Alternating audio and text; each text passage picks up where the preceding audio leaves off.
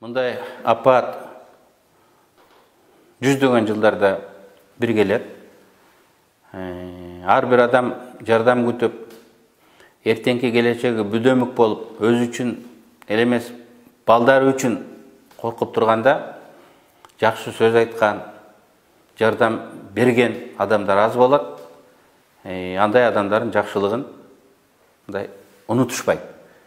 Бүгүн мына ошондой адам катары мамлекет гана бар экендигин эл көрдү. Мамлекеттин канчалык жаман болбосун, мамлекеттик бийлик, өкмөттү караан туткан, жөрөк кылган адамдар бүгүн бар.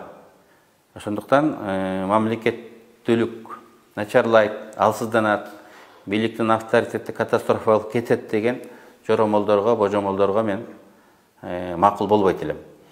Бирок мамлекеттен башка жергиликтүү бизнесмендер, жергиликтүү патриоттор колунан келишинче элге жардам берип жатышат.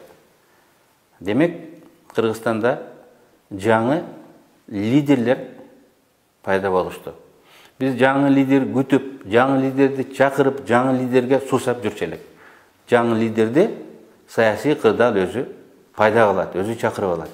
Мына ошондой лидерлер ар бир айылда, ар бир кварталда, ар бир шаарда пайда болушту. Мен ойлойм, Кыргызстандын келечегин мына ошол жаңы лидерлер аныктайт.